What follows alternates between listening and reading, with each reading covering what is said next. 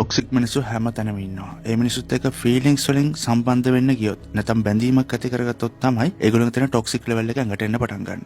සමහර වෙලාවට එයාව යාළුවෝ වගේ ආශ්‍රය කරන්න හොඳයි. වෙන විදිහකට ආශ්‍රය කරන්න හොඳ වෙන්න පුළුවන්. නමුත් බැඳීමක් ඇති කරගන්න සුදුසු නෑ. ඔයා හිතන්න හැම වෙලෙම බනිනවා නොකරන වැරදි වලට බැනුම් අහන්න සිද්ධ වෙලා තියෙනවා, ඉන්සල්ට් කරනවා. එයාට වෙන ප්‍රශ්නයක් තිබුණත් ඒක පිට කරන්න වාගෙන්. නැත්තම් ඔයා ඉද්දි වෙන affairs කරනවා. ඒවත් එකක් නවතින්න එකක් කන්ටිනියු කරගෙන යනවා සමහරව. නැත්තම් ඔයාගේ පටන් අරන් තියෙන වෙන එකක් තියෙද්දි නැත්තම් වෙන මොන හරි පර්සනැලිටි ඩිසෝඩර් එකක් තියෙනවා. මේ ඔක්කොම ටොක්සික් තමයි. ඔයාට මානසික සැනසීමෙන් ඉන්න බැරි නම්, සැලකිය යුතු කාලයක් ආයේ බැඳීමෙන් පීඩා විඳිනවා නම් ඒක ටොක්සික් රිලේෂන්ෂිප් එකක්. එයා ටොක්සික් පර්සන් කෙනෙක්. ටොක්සික් මනුස්සයෙක්ට ඇඩික්ට් වුණාට පස්සේ ඇඩික්ට් වෙනවා කියන්නේ මොකක්ද? ඇඩික්ට් වෙනවා කියන්නේ ඒක නැතුව බැරි වෙනවා. ඒතකොට ටොක්සික් මනුස්සයෙක්ට ඇඩික්ට් වුණාට පස්සේ වෙන්නේ එයාගේ මොන වැරදි තිබුණත් ඒ මනුස්සයාගේ යුනික් ෆීලිංගස් නැතුව බැරි වෙනවා. මෙච්චර මේ මනුස්සයගෙන් පීඩා විඳින තරම් මම දේවල් කරලා නැහැ. මම මොකටද මෙතන මෙහෙම ඉන්න එක දන්නවා. දැන් ටොක්සික් බොන්ඩ් එකක් කියලා කියන්නේ ඇත්තටම ඒ මනුස්සයා නිසා මානසික සැනසීමක් නැහැ. නිතරම වාට විසඳන්න දේවල් තියෙනවා. නිතරම අපිට විසඳන්න දේවල් තියෙනවා කියන්නේ නිතරම අපි පීඩනයකින් ගැලවෙන්න හදනවා කියන්නේ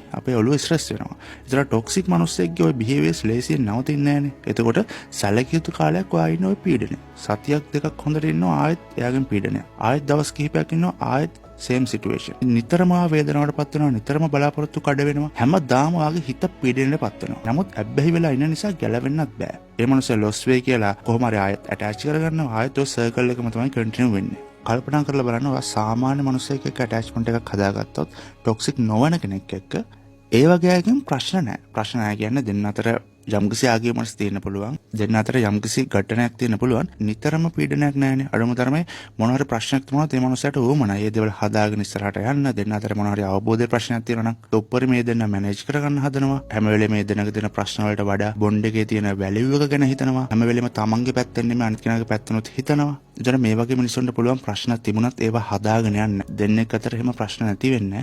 නමුත් ඒවා ඒගොල්ලන්ට විසඳ ගන්න තියෙන ඇබිලිටි එක තමයි මූලික වෙන්නේ. ඒකට මේ හොඳ මානසිකත්වයක් තියෙන මිනිස්සෙක්, ඒ කියන්නේ ටොක්සික් නොවන කෙනෙක් එක්ක හිටියොත්, ඒ වගේ කෙනෙක්ට ඇඩික්ට් වෙලා හිටියත් ඔයාගේ මයින්ඩ් එක ස්ට්‍රෙස් වෙන්නේ නැති නිසා අසාමාන්‍ය හොඳ හෙල්ති ලයිෆ් එකක් ගෙවනවා. ඉතින් ටොක්සික් මිනිස්සුන්ට ඇටච් වුණොත් මේකේ ඔක්කොම අනිත් පැත්ත තමයි සිද්ධ